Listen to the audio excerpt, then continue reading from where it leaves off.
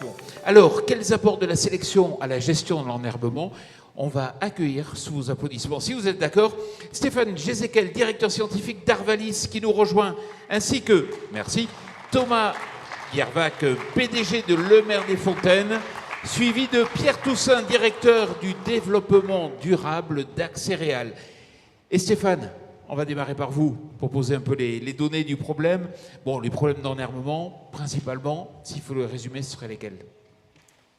Alors, c'est essentiellement des graminées en céréales. Vous savez qu'on en a fait une grande cause nationale technique avec nos instituts partenaires en grande culture, parce que c'est vraiment, ça devient vraiment difficilement gérable dans de nombreuses régions françaises, sinon toutes les régions. Voilà.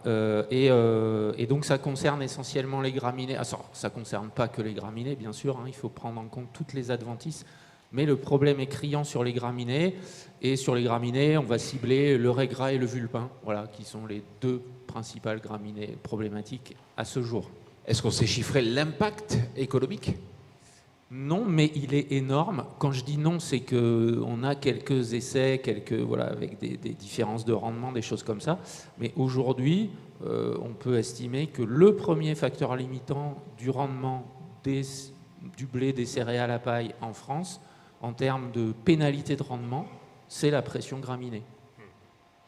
Il y a un plan dont tout le monde parle, le plan Parsada. Alors il est bien au-delà de la question qui nous anime aujourd'hui, mais est-ce qu'on peut attendre peut-être des solutions? Oui, alors ce plan a été fait pour ça. Alors quand je dis a été, il est en train d'être mis en place et on espère les premières signatures de projets de travaux de recherche communs, recherche et développement pour le salon. Donc on y travaille là d'arrache-pied. Et oui, c'est un plan en plusieurs étages. C'est une fusée à plusieurs étages. Donc il faut déjà répondre à l'urgence, c'est-à-dire qu'il ne faut pas juste engager des recherches qui vont durer 10 ans. Il faut des solutions. Et on sait que les solutions combinatoires sont combinatoires. Il n'y en a pas une qui va régler le problème. Et donc la première phase du plan, ça va être sur les 3 années à venir, là, ça va être combiner les meilleurs leviers. On a des leviers à efficacité partielle. Comment on trouve les meilleures combinaisons dans les différents systèmes de production français, en s'y mettant à tous les instituts, l'INRAE, etc. Comment on met en place les meilleures combinaisons dans les territoires pour avoir une efficacité, et une efficacité parce que les agriculteurs arrivent à mettre en œuvre ces combinaisons, ce qui est un peu ce qui coince aujourd'hui, en fait. Voilà. Donc ça, c'est le premier étage de la fusée. Et après, bien sûr, il y aura des recherches un peu plus prospectives pour donner les leviers de demain. Trouver des solutions alternatives, donc effectivement une logique combinatoire qui peut aller jusqu'à la robotique. Absolument, qui peut aller jusqu'à la robotique. Alors j'aime bien, quand on dit robotique, on voit souvent les petits robots qui se baladent entre les cultures. Souvent, les innovations robotiques ont été mise au champ sur des cultures à haute rentabilité, parce que ça coûte cher, etc. On pense au maraîchage, et sont peu adaptées aux grandes cultures, où on a besoin d'un débit de chantier très important, on a besoin du coup d'une source énergétique ou d'une autonomie des robots qu'ils n'ont pas aujourd'hui. Donc c'est peut-être pas que des robots au sens strict, ça peut être aussi de l'agroéquipement high-tech embarqué sur un tracteur, devant ou derrière un tracteur. Il ne faut pas voir que des robots. Voilà. Stéphane, vous le savez, il y a eu des barrages, il y a eu des mesures qui ont été annoncées, le plan Ecophyto qui a été mis sur pause, on va dire, même si on ne sait pas encore exactement ce qui va en être. Est-ce que ça peut interférer avec tous ces plans, toutes ces recherches? Oui, bien sûr. Alors, interférer, l'urgence, elle est là, de toute façon. Mais c'est plutôt une bonne chose de mettre un an sur pause. On pense au retrait de matières actives produites des herbages racinaires, par exemple. Si on peut mettre un peu un an en pause pour donner un répit, vu qu'il faudrait déjà les solutions aujourd'hui, que la première phase du plan Parsada va durer 3 ans, qui est une pause d'éco-phyto pour permettre de rattraper un peu la musique, parce que là, aujourd'hui, on peut dire qu'on est en retard pour les agriculteurs. Oui, c'est plutôt une bonne chose. Combinatoire, ça veut dire qu'on a plusieurs leviers, qu'on essaie d'en jouer de tous, mais est-ce que le levier génétique est majeur, prépondérant, important? Bien sûr, comme pour tout, Jean-Pierre l'a dit, alors il n'a pas parlé pour nous laisser débattre de la partie mauvaise herbe, il n'en a pas parlé bien sûr, mais je reprends la fin de son topo quand il a dit oui, il y a des traits qui sont aussi utiles, l'agriculteur les a bien cités. D'ailleurs, j'ai beaucoup aimé le bon sens et la pertinence. Il a dit, ah oui, il y a deux voies. Hein. Soit on fait des ports dressés, justement pour les robots, les bineuses, etc., pour qu'on puisse faire du désherbage mécanique plus facilement. Et l'autre voie, c'est de faire plutôt des grandes feuilles, hein, un port étalé avec un fort pouvoir couvrant, comme ce qui est demandé en bio. Et il disait à la fin, il livrait son sentiment en disant, je pense qu'il faut plutôt aller vers ça.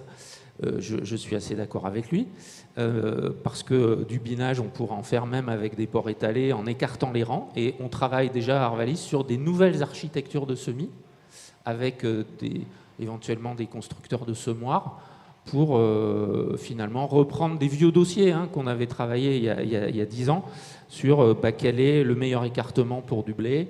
Est-ce qu'il ne faut pas des semoirs plus larges quand on veut passer en mécanique? Est-ce qu'il ne faut pas des semoirs plus étroits si on veut couvrir plus vite le sol? Et on sait que c'est à 7 cm à ce moment-là l'optimum de positionnement des grains de blé. Enfin voilà, donc toutes ces questions ont à voir avec la génétique, c'est évident. Alors justement Thomas, vous êtes PDG des établissements Le Maire des Fontaines. Est-ce qu'il y a une variabilité, puisqu'on parle du pouvoir couvrant, est-ce que vous l'observez aujourd'hui? D'abord, bonjour à tous. Oui, il y a une variabilité. Effectivement, l'agriculteur, il a quasiment tout dit en 2 phrases, en donnant les 2 axes. Ce sont des éléments qu'on peut caractériser surtout, plus que travailler dans la sélection. Une variété, c'est surtout un compromis de beaucoup d'éléments. On travaille sur la rusticité des variétés en premier lieu. Après, on va parler de résistance à l'averse aussi, puisqu'on parle aussi de pois et de céréales ici. Donc sur l'ensemble, une variété c'est un compromis, et travailler sur le pouvoir couvrant du sol, c'est important, mais ce n'est pas le seul travail, puisqu'au final, notre objectif c'est de faire du rendement quand même. Est-ce que c'est un caractère qui est facile à travailler? On est beaucoup plus sur un travail de caractérisation des variétés qu'on obtient plutôt que sur un travail uniquement sur le pouvoir couvrant du sol. La principale raison, c'est que on va travailler d'abord sur la rusticité de la variété, après on va travailler sur sa résistance à l'averse, on va travailler sur son rendement, au final ça va impacter son rendement, et on va caractériser la variété, mais on ne va pas la sélectionner dès le départ. En plus de ça, c'est quelque chose qui est multigénique, et donc on ne peut pas directement choisir le point de travail et d'améliorer ce point-là uniquement. Quand vous regardez sur le pipe des nouveautés, sur les 10 années à venir, est-ce que vous voyez des variétés qui ont vraiment un caractère couvrant qui va créer une différence? Alors historiquement, on a commencé à travailler sur le pouvoir couvrant et puis sur la gestion de l'enherbement, parce que ça fait 25 ans qu'on travaille dans le bio, que c'est arrivé très rapidement dans l'entreprise, et on a commencé à le travailler. On le voit aujourd'hui, on voit des choses arriver, on le voit aussi arriver chez les travaux de nos collègues. Mais encore une fois, on ne va pas avoir une variété qui va faire que du pouvoir couvrant ou apporter la solution à ce point-là. Ça va plutôt être assez opportuniste, puisqu'on aura déjà travaillé tout le reste, la qualité, la rusticité, avant de travailler le pouvoir couvrant ou la gestion de l'enherbement. Stéphane, on travaille aussi la combinaison des espèces, c'est-à-dire qu'on est capable d'associer, et là aussi, il y a des observations importantes à avoir. Si oui. Allez-y, Thomas ou Stéphane, les deux. Effectivement, les mélanges interspécifiques ont leur intérêt, et on va surtout faire des tests entre différentes variétés qui sont déjà inscrites, plutôt que de travailler ça en amont de l'inscription. Donc on va chercher des variétés de différentes espèces qui vont pouvoir s'associer, et ça se fait après l'inscription. Et c'est le port du végétal aussi qui peut jouer un effectivement, rôle. que ce soit pour le rôle tuteur d'une céréale dans la production de pois ou de légumineuses, effectivement, le port va avoir son intérêt. Stéphane? Oui, tout à fait. Je vais vous donner un exemple. Après, avant de donner l'exemple, je veux juste vous dire que, on l'a vu avec Parsada, hein, le challenge là, c'est d'avoir avoir suffisamment de panels de solutions combinatoires pour que dans chaque territoire, chaque agriculteur trouve les leviers qui vont lui convenir chez lui. Donc je vais vous citer un exemple, mais qui est très particulier et qui ne marchera pas sur toute la France. C'est ça, le défi de la recherche et du développement, c'est de proposer suffisamment de leviers pour que partout en France, chaque agriculteur, j'allais dire, fasse son marché technique et trouve ses solutions, parce qu'on quitte un monde où la solution « je désherbe avec un antigraminé » qui marchait de Lille, Marseille, Brest, voilà, Strasbourg, ne fonctionne plus. Voilà.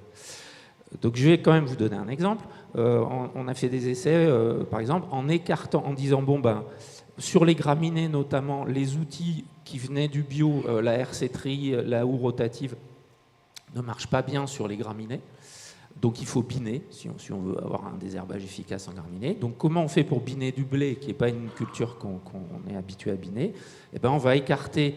À l'époque, il n'y avait pas encore les bineuses très très perfectionnées qu'on peut avoir aujourd'hui, mais qui coûtent très cher. Donc on a un peu écarté le rang, l'interrang, hein, en semant à 20-21 au lieu de semer à 12,5, 14 comme la majorité des semoirs à céréales. Et on a dit, dans cet interrang, pour occuper le terrain, on va semer de la févrole. Et ensuite, on va venir biner de la févrole en autoguidage. Une fois qu'elle a poussé comme ça, elle a occupé le terrain, il y a un peu moins d'herbe, et ensuite, quand on la bine, ça donne un petit peu de restitution azotée pour le blé dans la suite de son cycle. Ça marche, on l'a fait, ça paraît une excellente idée, sauf qu'elle n'est pas généralisable sur des milliers d'hectares comme ça, il faut avoir le matériel. Voilà. Donc c'est pour vous donner, vous faire toucher du doigt que toute la difficulté aujourd'hui, c'est qu'il nous faut des tas de leviers comme ça, parce que, selon les territoires, chaque agriculteur pourra choisir les bons chez lui. Voilà. Complexité, car plus local, au cas par cas.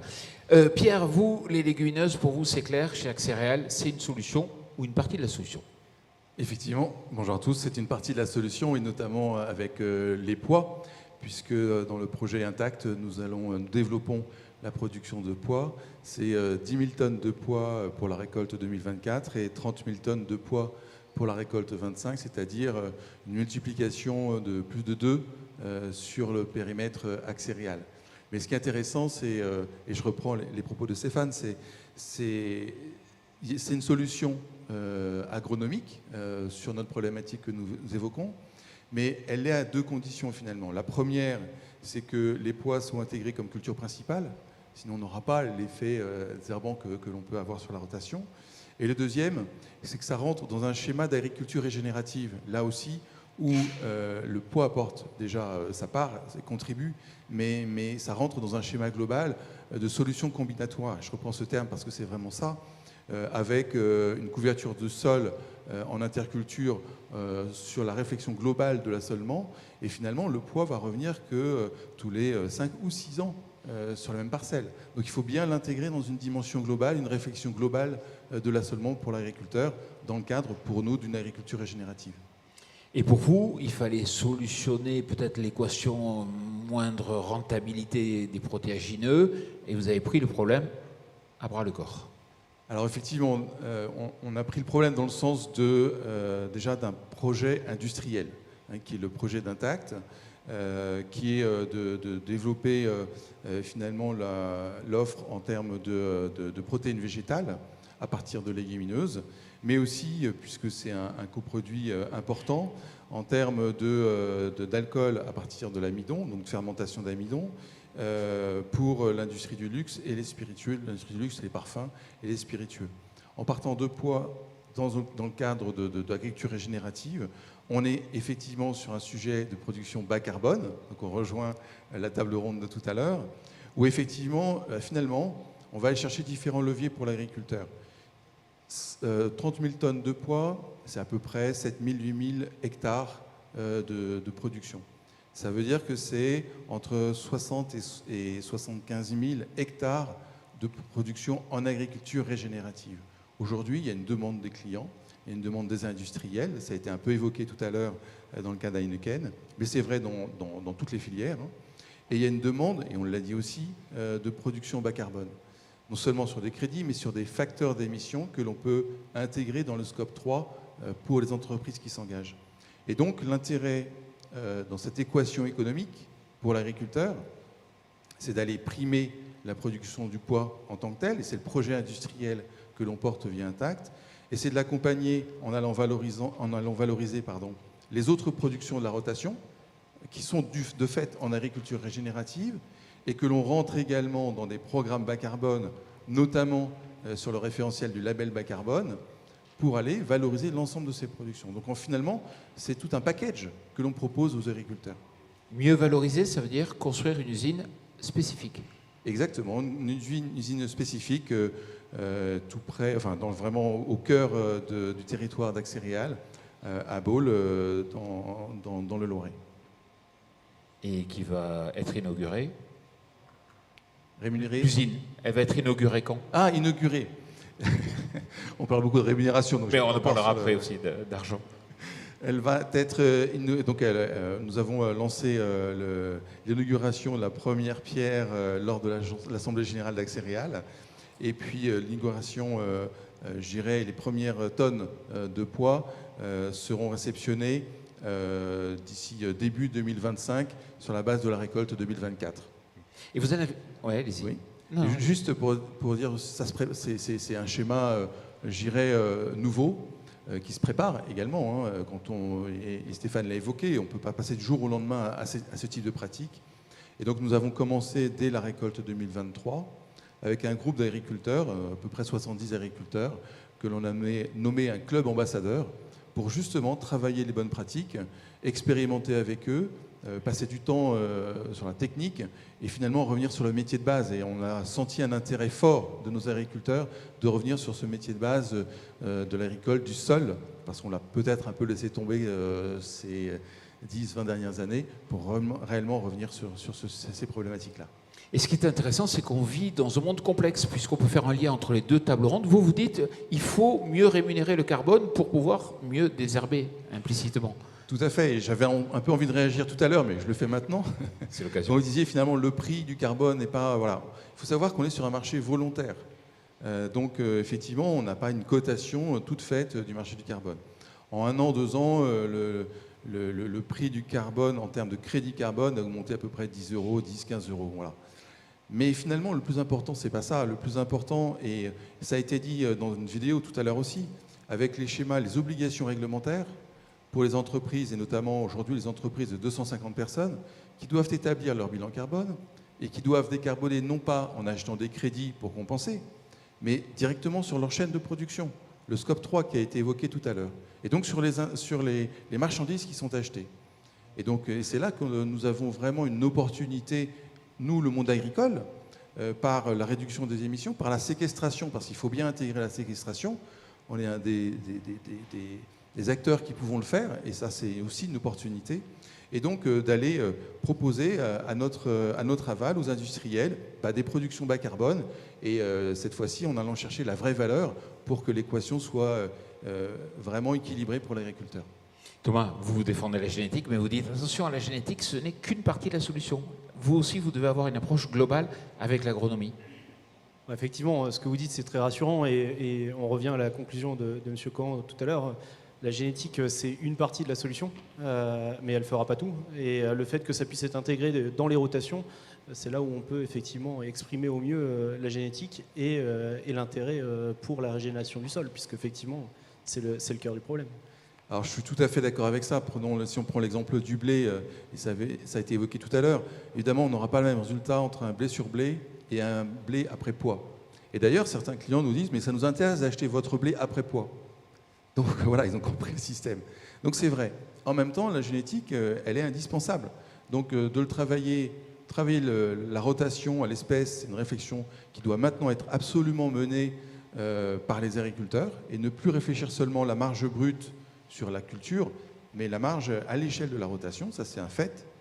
Et en même temps, il faut, comme on l'a fait tout à l'heure sur les protéines, ça a été très bien fait, il faut aussi que l'on puisse avoir une sorte de classement des variétés au sein d'une même espèce, sur finalement ce qu'elles apportent en termes de capacité avec un itinéraire culturel constant, sa capacité à émettre moins, voire à stocker plus. Et ça, c'est quelque chose qu'on doit aussi intégrer dorénavant dans la génétique. Justement, sur la sélection, sur les critères par rapport aux protéagineux et la capacité justement à faciliter le désherbage à l'échelle de la Sur rotation. le protéagineux, on n'a pas beaucoup de solutions de désherbage mécanique. Une fois que la plante s'est déjà sortie, enfin, surtout en poids, hein, là je ne parle pas de févrole, mais parce qu'à un moment, c'est difficile de ne pas abîmer la plante. Il faut le faire au stade de cette hauteur-là, et après on n'a plus beaucoup de temps d'aller faire de l'ARC-tri dans le champ, donc c'est la difficulté. Par contre, sur la rotation, le passage du poids fait du bien, oui, effectivement. Je reviens sur la génétique. La génétique, c'est juste un outil et il doit s'adapter il est dans son ensemble un outil ou une pièce du puzzle dans un système. Donc chaque système va être différent et c'est là où il faut caractériser, que ce soit nos variétés de céréales ou de pois protéagineux. Si vous voulez répondre. Non, tout à Vous fait. étiez parti en discussion. On rejoint là. le propos de Stéphane, ce sont des solutions combinatoires. La génétique est une partie du puzzle et nous devons réunir l'ensemble des pièces. Et on va aller encore plus loin dans le futur avec Stéphane. Il est possible que le microbiote ait un impact sur les adventices, ça c'est plus que possible, et il est possible que dans le futur, on puisse piloter peut-être, grâce à la génétique, un type de microbiote du sol. Oui, c'est un espoir. Enfin, c'est plus qu'un espoir, hein, c'est une piste, puisque si je reprends par exemple la prospective agriculture européenne 2050 de nos collègues de l'INRAE, agriculture européenne 2050 sans pesticides. C'était il y a 2 ans. Comment? Qui a été publié il y a 2 ans, ouais, c'est ça. Les leviers pour alors il disait plusieurs choses, hein, je ne vais pas tout résumer là, mais en substance, hein, si je résume peut-être à trop grands traits, il disait on peut y arriver, et pour y arriver il faut 3 leviers. L'un, c'est d'améliorer l'immunité des plantes pour que on soit, bon, on revient sur les résistances, hein, mais globalement une immunité un petit peu horizontale, tout azimut, pour élever le niveau de résistance sur tous sur toutes les parasites possibles. Et sur l'aspect nutrition et aussi protection, piloter le microbiote. Et sur l'aspect carbone aussi, puisque on sait que le stockage de carbone peut être amélioré par des systèmes racinaires différents, un peu plus vigoureux, voire des exsudats racinaires différents qui seraient capables de recruter des communautés bactériennes ou champignons qui augmenteraient le stockage de carbone. Donc on sent bien que pour l'avenir, cet aspect pilotage du microbiote est important. Après, on n'est qu'au début de l'histoire. C'est-à-dire, ça veut dire quoi? Ça veut dire qu'il y a quelques publications scientifiques, ça et là, qui montrent que, mais on est encore très très loin de solutions applicables au champ. Voilà. Mais c'est une piste, oui, qui est d'un commun accord dans la communauté scientifique, qui est pointée comme étant une piste d'avenir pour ces travaux. Et peut-être pour faire le pont avec la sélection, la difficulté quand on arrive sur ces choses-là, c'est que contrairement à une maladie, la septoriose, etc., où pour un sélectionneur, il va tout de suite traduire ça en traits à travailler, et il va imaginer ses parents, etc. Enfin voilà, il sait très bien comment travailler pour ça. Travailler pour dire il faut améliorer le système racinaire et les exsudats racinaires du blé pour qu'il recrute toutes les communautés bactériennes qui feront qu'il se nourrira mieux avec moins d'azote et qui résistera un peu plus à la concurrence des mauvaises herbes, voire à de l'allélopathie, et qu'il sera naturellement plus résistant vis-à-vis des bioagresseurs. Oui, mais quel trait je travaille? Qu'est-ce que ça veut dire en termes de traits? Donc il y a tout un travail de dialogue entre nous tous, entre généticiens, agronomes, sélectionneurs, etc., pour arriver à traduire toutes ces tendances dans des programmes de travail concrets. Voilà. Thomas, ça va être simple le futur. Il va falloir sélectionner les variétés selon le port, la résistance au changement climatique, l'adaptation au changement climatique, et en même temps savoir si elle est populaire auprès des communautés bactériennes du sol. C'est rassurant, on a du travail. Oui, c'est du boulot.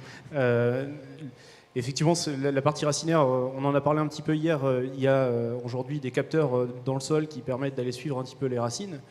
mais on en est encore au début. Donc, les racines, on est dans la partie qu'on n'observe pas. Aller observer et décrire une variété de blé et de regarder son port végétal, c'est facile. D'aller le faire au niveau de la racine et de savoir si on a bien observé l'ensemble, les micro-racines et l'ensemble, c'est beaucoup plus compliqué.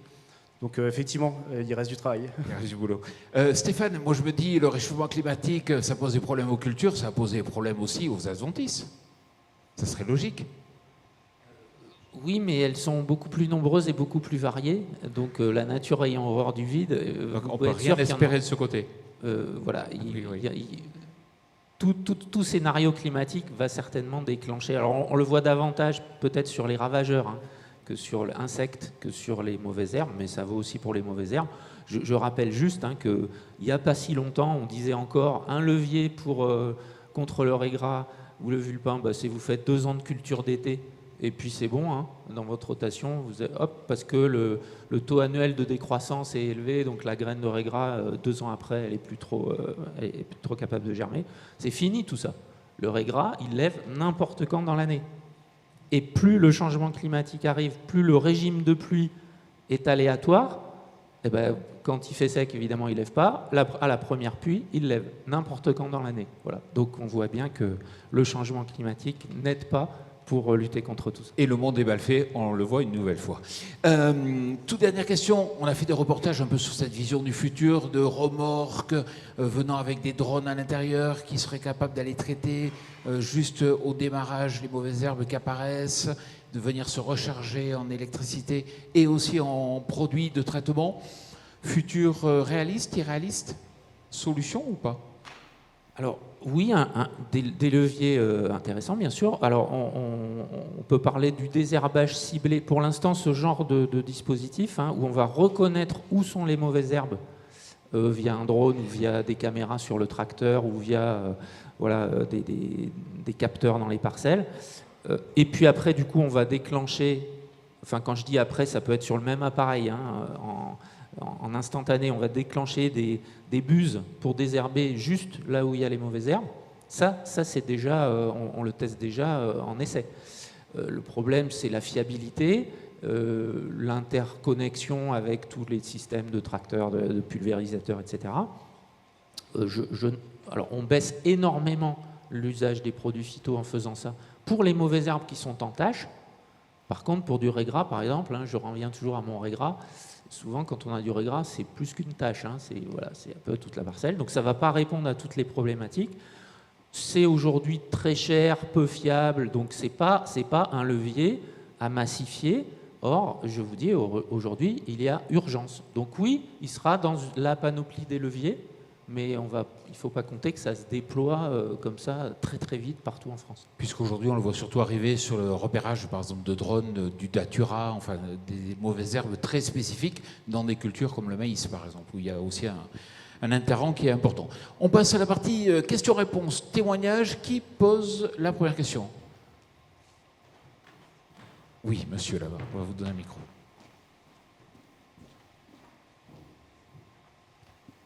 Merci, Julien Moreau, BSF. Au vu de ce qui se fait dans d'autres espèces, colza, tournesol, et des décisions du Parlement toutes récentes, pourquoi ne pas évoquer les VTH sur cette table ronde?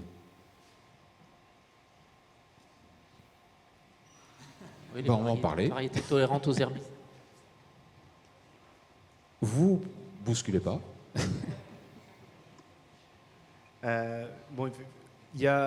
On en avait parlé un petit peu avant de préparer. Donc, déjà, il y a des molécules qui peuvent arriver. Il faut expliquer VTH, variété tolérante aux herbicides, pour que tout le monde comprenne bien. Excusez-moi. Donc déjà, il y a les molécules peuvent apparaître ou disparaître, être enlevées du paysage disponible. Donc c'est un peu difficile quand on est sur un pas de temps de 10 ans de savoir quelles molécules seront là dans 10 ans. Et puis si on regarde la direction des NBT, c'est que les NBT ne pourront pas être par exemple sur les BTH. Donc c'est un peu ce qui est annoncé pour l'instant. Donc j'avais évité d'en parler effectivement. Ça répond à votre interrogation, c'est important. Oui. incertitudes réglementaires notamment. Autre question ou témoignage? Non, pas pour l'instant. Alors on va passer peut-être sur la suite par rapport à Axéréal. Ça veut dire qu'il y a le projet Impact dont vous avez parlé. Intact, pardon, dont vous avez parlé. Mais il y a aussi le projet Arpège. Oui, effectivement. Dans cette orientation finalement de lever un petit peu tous les freins à la production des pois, mais aussi d'autres espèces bas intrants, nous avons déposé dans le cadre des appels à projets un projet qui s'appelle Arpège avec un consortium d'entreprises. Ce qui est bien, et je reprends aussi par rapport à ce qu'a dit Stéphane tout à l'heure et ce qu'on évoque tous ensemble, on reprend le système de solutions combinatoires. C'est du matériel, c'est de ce qui se passe dans le sol, etc. Et finalement, on a besoin de travailler tous ensemble, encore plus qu'hier, je pense, pour pouvoir aller lever tous ces freins. Et donc, c'est un petit peu l'objet de ce projet, de ce programme Arpège, de travailler avec un consortium d'entreprises pour lever un petit peu tous les freins de la mise en place des productions bas intrants. Donc, les légumineuses, le pois, févroles qui ont été cités, les lentilles aussi, qui sont historiquement importantes dans nos régions. Et puis, mais également le sarrasin, le millet, le sorgho, qui est aussi peut-être une culture d'avenir avec les évolutions climatiques. Et c'est des choses que l'on regarde de très près. Et donc, on doit aller chercher un petit peu d'autres solutions pour allonger la rotation, puisque c'est aussi un élément qui est important dans notre approche, et aller lever tous les freins à ces productions-là, à condition, ça reste toujours dans notre ADN, qu'il y ait une demande du marché. Et cette demande existe. Donc voilà, l'objet, c'est vraiment aller développer ces programmes de mise en place de ces filières-là. Sur la luzerne, vous allez refaire un peu la même démarche que sur le pois? C'est vrai. Alors on a aussi un projet effectivement sur la luzerne qui c'est une opportunité que nous avons dans la région avec un projet qui s'appelle Green Challenge. Vous pourrez regarder sur Internet aussi, qui va passer par, entre autres, la mise en place de la déshydratation de luzerne. Et finalement, le schéma est assez proche. On a aussi l'effet désherbage. La luzerne, elle est installée pour 3 ans à peu près, généralement. Et elle apporte aussi, elle rentre dans des programmes carbone. On a vraiment la même approche, la même logique, l'allongement de la rotation. Et oui, ça fait partie de la solution. Ça veut dire investir dans une usine? Alors là, pour le coup, Axéréal n'investirait pas. Il y a un investisseur qui intervient et qui va gérer tout ça.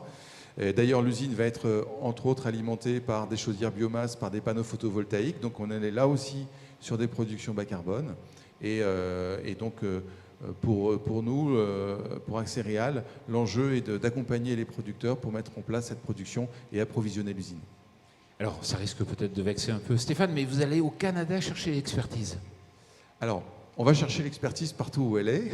On va chez Arvalis, on va à l'INRAE, qui en a aussi énormément, Terrinovia pour les légumineuses, évidemment. Mais ce qui est aussi intéressant, c'est de voir ce qui se passe ailleurs et comment le sujet est géré. Et notamment dans l'état du Saskatchewan, vous avez des grandes plaines de production de pois. C'est important de regarder ce qui se passe et de voir... Alors évidemment, les conditions climatiques ne sont pas les mêmes.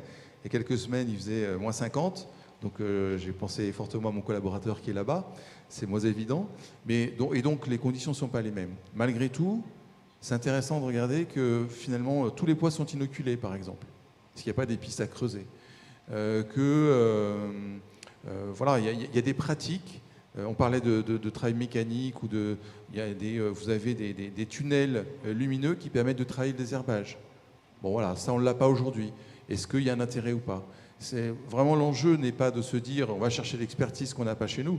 L'enjeu, c'est de s'ouvrir à ce qui se fait et de pouvoir tester, voire même, pourquoi pas de la génétique, tester et puis vérifier que si on peut gagner du temps, si on peut gagner de l'énergie, partager aussi pour pouvoir mettre en œuvre cette transition chez nous. Alors certes, Axéréal, vous couvrez une très grande zone, certainement une des coopératives qui a la plus grande zone de chalandise. Comment vous intégrez le changement climatique et comment vous l'anticipez dans les cultures? Alors c'est une question importante, ça a été aussi évoqué tout à l'heure, c'est une question qui nous concerne tous. Et finalement, là aussi, ça me fait penser à une chose, c'est que beaucoup d'organismes ont travaillé ce sujet-là de manière assez individuelle. On l'a fait aussi de manière individuelle. Et donc, je pense qu'il va falloir partager. Et donc, on a aujourd'hui travaillé comment l'évolution du mix culturel à l'horizon 2030, 2050, par rapport à ce changement climatique, c'est-à-dire le réchauffement déjà, et puis l'augmentation des aléas, comme on l'a dit tout à l'heure, à l'échelle de micro-régions sur notre grand territoire. De telle sorte que l'on puisse s'adapter. Tout à l'heure, la question était portée sur la réduction des émissions sur la tonne d'orge. Et en fait, la réduction des émissions, elle va dépendre non pas de l'espèce, elle va dépendre de chaque exploitation. Donc il va falloir regarder comment on va pouvoir travailler ces sujets-là à l'échelle de chaque exploitation, de micro-régions, par rapport à ces conditions climatiques, par rapport aux leviers que l'on va intégrer dans cette approche de solutions combinatoires. Et donc la perspective du climat et puis finalement l'approche un petit peu statistique de ces aléas nous aide à approcher cette dimension. Alors, vous avez fait tout à l'heure un lien avec la table ronde précédente sur la décarbonation. Le schéma développé par justement Dijon Céréales, vous êtes aussi dans des zones intermédiaires. Vous auriez pu avoir cette approche? Tout à fait. Alors, nous avons vous pensez notamment à la méthanisation, par exemple, aux production d'énergie, oui, dans des zones où l'agronomie est un facteur limitant. Sachez que, par exemple, aujourd'hui, dans le Cher, vous avez plus de production de gaz par la méthanisation des agriculteurs que la consommation du département. Donc c'est quelque chose qui est déjà bien instauré, déjà bien pris en main par nos agriculteurs. Et effectivement, avec notamment la production de CIF que nous accompagnons, et vient le sujet naturel du digestat qui doit faire partie des solutions et qui fait partie aussi, je le sais, du travail, notamment de l'évolution du label bas carbone pour mieux intégrer ces engrais organiques dans les calculs. Donc oui, ce sont des bonnes pistes qui sont déjà prises en main par nos agriculteurs et que nous devons accompagner effectivement. Mais pour l'instant, ce n'est pas vous qui massifiez la production. Vous laissez aux adhérents le fait d'installer des méthaniseurs. C'est ça, en fait, ils sont partis très tôt sur ce sujet-là et ça se développe à grande échelle assez rapidement. Et voilà, donc chacun a son modèle. Voilà, on voit des modèles différents, des schémas différents. Est-ce qu'il y a encore des questions pour en prendre une ou deux de façon globale? Pas de questions particulières? Non. Bon, on est arrivé au terme donc, de cette table ronde et je vous invite à applaudir nos débatteurs. Stéphane Jézéquel, directeur scientifique d'Arvalis, Thomas Blervark, PDG de Le Maire des Fontaines, et Pierre Toussaint, directeur du développement donc, d'Accéréales, la coopérative qui se trouve dans le son.